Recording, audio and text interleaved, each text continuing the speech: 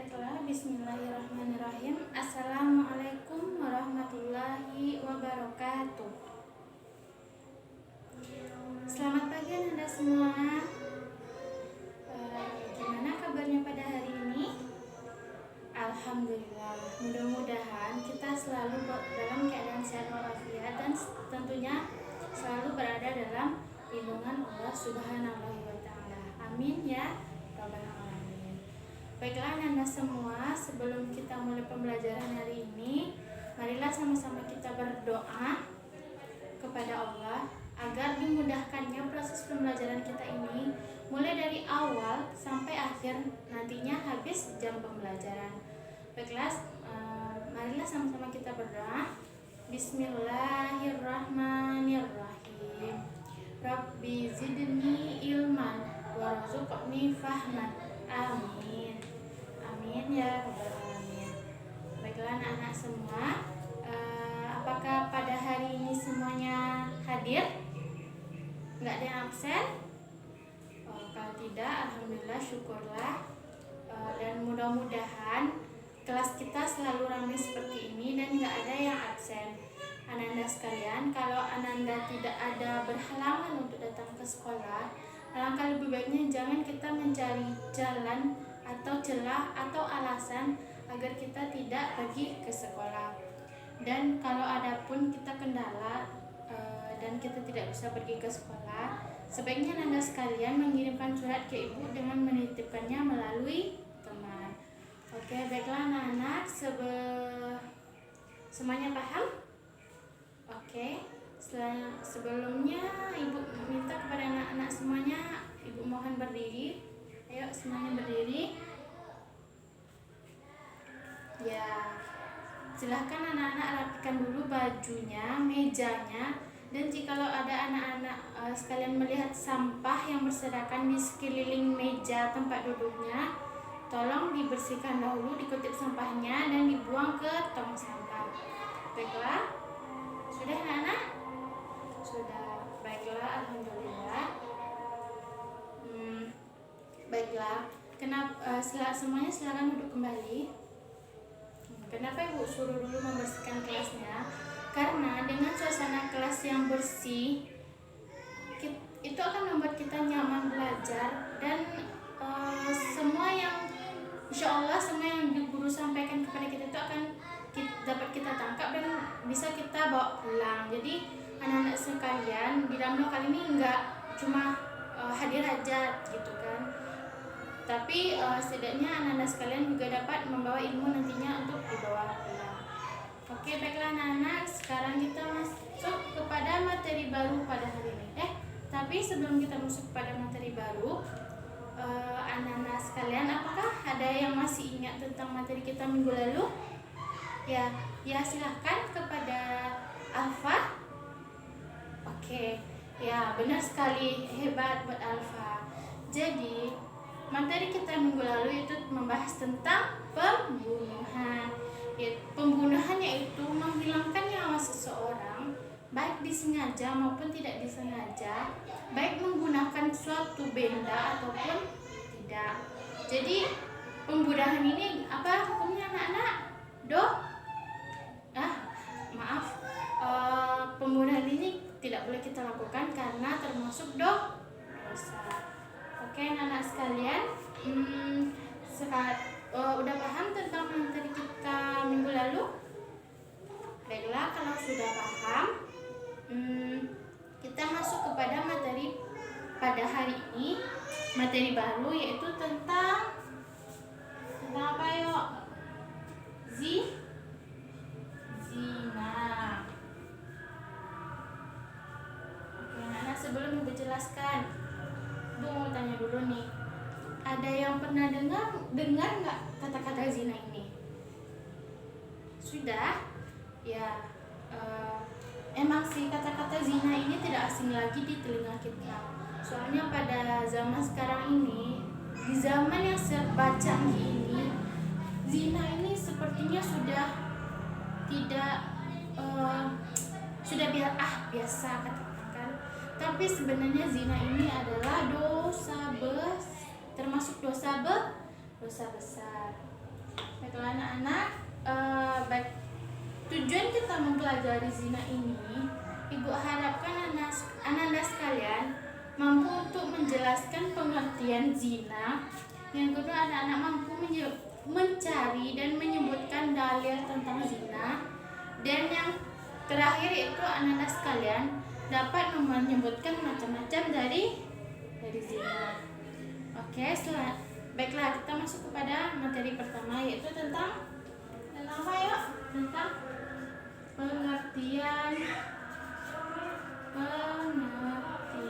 Ayo perhatikan semuanya. Pengertian zina. Oke anak-anak, zina ini berasal dari dua kata. Baiklah anak-anak, zina itu secara bahasa berasal dari bahasa Arab, yaitu zinni.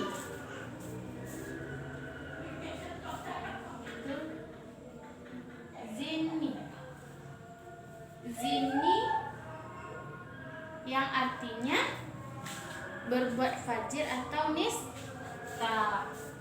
Maksudnya itu berbuat fajir atau nista. Ini secara bahasa. Sedangkan secara istilah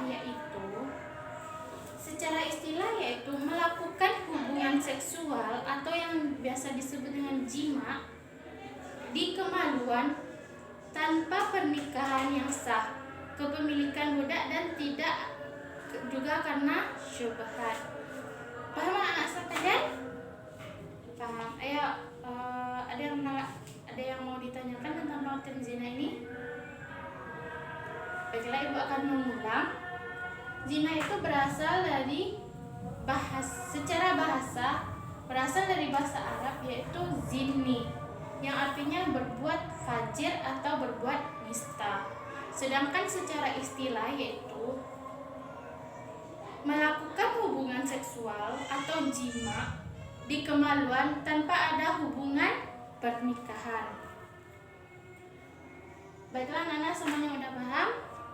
Baiklah, syukurlah kalau udah paham. Kita masuk selanjutnya, yang kedua yaitu tentang dasar hukum larangan zina. Sebagaimana zina ini dilarang dalam ketentuan Al-Quran, karena zina ini memiliki banyak dampak buruk bagi kita semua. Dan oleh karena itu Allah berfirman dalam surat Al-Isra ayat 32.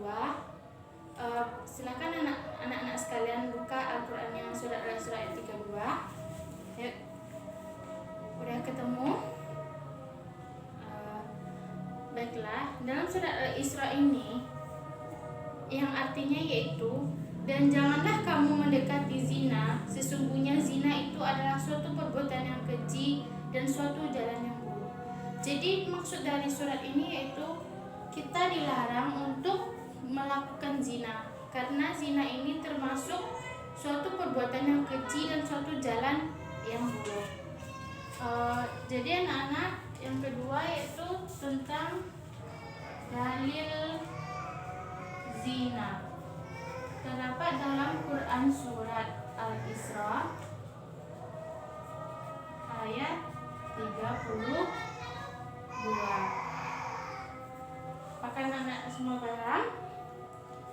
Baiklah, sebagai tugas anak-anak sekalian, silakan anak-anak hafal surat Al-Isra ayat 32 ini dan minggu depan disetor sama ibu untuk nilai tambahannya. Baiklah, sebelum kita lanjut, ibu akan membagi anak-anak semua dalam beberapa kelompok, yaitu ibu bagi menjadi 3 kelompok. Ya, yang kelompok ini, yang bagian ini kelompok 1, ini kelompok 2, dan ini kelompok 3. Yang anak-anak yang akan kita bahas yaitu tentang bentuk-bentuk zina, bentuk atau jenis-jenis dari zina. Oke, kelompok satu akan membahas tentang zina alaman.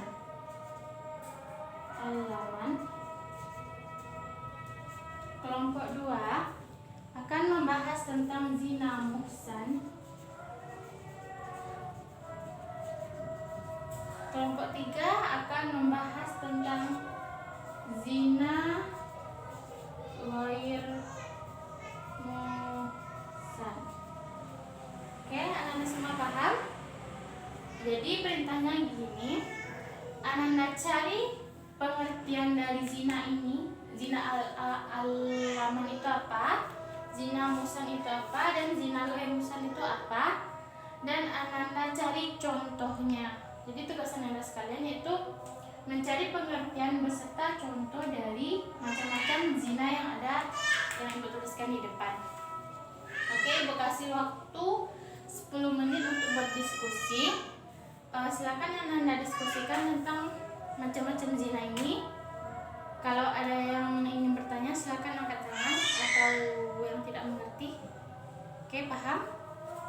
Baiklah, kalau anda paham silahkan dikerjakan.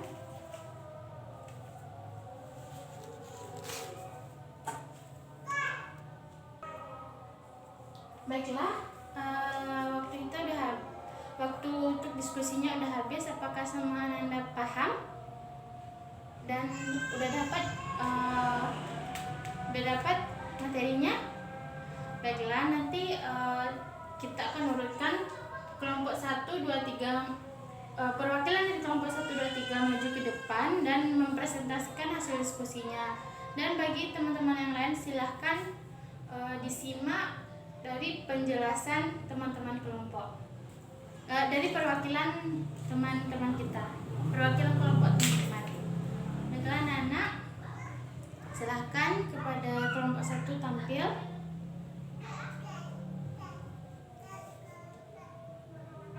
Baiklah, karena semua kelompok telah tampil, ibu akan mengulas lagi, ibu akan menjelaskan kembali tentang bentuk-bentuk zina ini.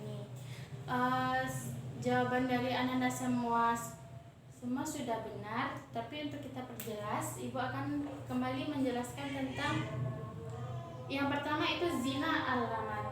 Zina alaman itu adalah zina yang dilakukan dengan menggunakan panca indera seperti mata, tangan, kaki, hati, dan ada juga zina yang dinamakan zina luar, yaitu zina yang diperbuat antar lawan jenis yang bukan muhrim dan melibatkan alat kelamin.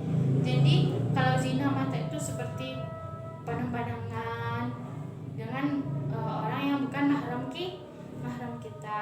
Yang kedua zina hati, yang mana zina hati ini adalah zina ketika kita memikirkan seseorang itu yang bukan mahram kita dan kita menghayalkan lawan jenis kita tersebut dengan perasaan yang senang dan bahagia dan segala macam.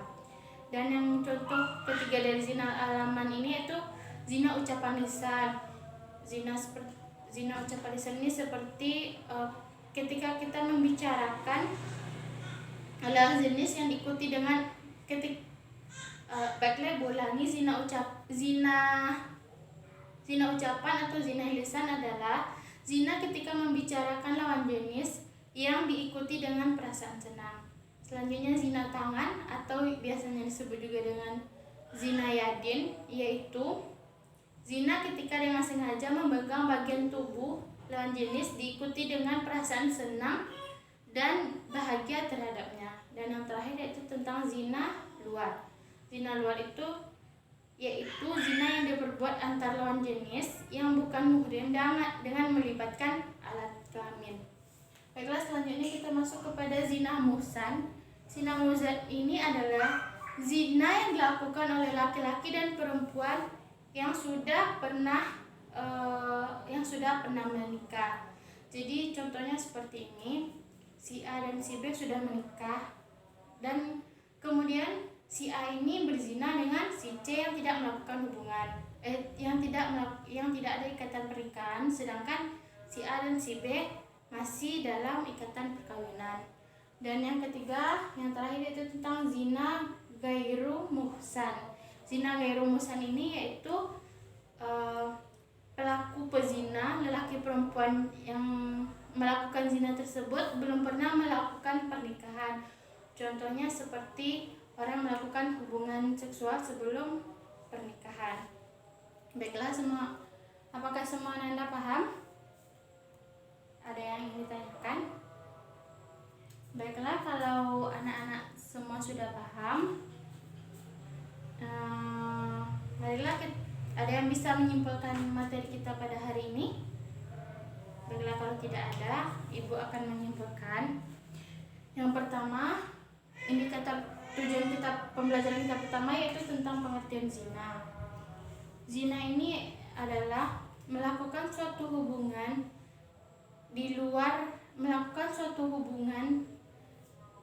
yang dilakukan oleh orang yang belum ada suatu ikatan pernikahan atau perkawinan. Yang mana zina ini larangan untuk mendekati zina ini terdapat dalam surat Al-Isra ayat 32, dan bentuk-bentuk atau jenis-jenis zina itu ada 3. Yang pertama zina alaman, yang kedua zina muhsan, dan yang ketiga zina ghairu muhsan. Baiklah anak-anak semua, apakah semua paham? Baiklah, kalau semua sudah paham, Ibu sebelum kita tutup pembelajaran pada hari ini, Ibu akan memberikan tugas. Silakan anak-anak sekalian buka bukunya halaman 73. Di sana ada poin A, B, C. Silakan anak kerjakan poin A dan B saja. Dan tugas yang kedua jangan lupa yang Ibu bilang pertama tadi, yaitu menghafal surat Al-Isra ayat 32 dan disetor minggu depan pas pembelajaran dengan Ibu. Apakah semua paham? Baiklah, kalau Anda sudah paham, karena jam pembelajaran kita sudah habis, marilah kita tutup pembelajaran kita ini dengan mengucapkan Alhamdulillahirabbil alamin. Baiklah, sekian pelajaran kita pada hari ini. Jikalau Ibu ada salah kata, mohon maaf. Wabillahi taufiq wal hidayah. Assalamualaikum warahmatullahi wabarakatuh.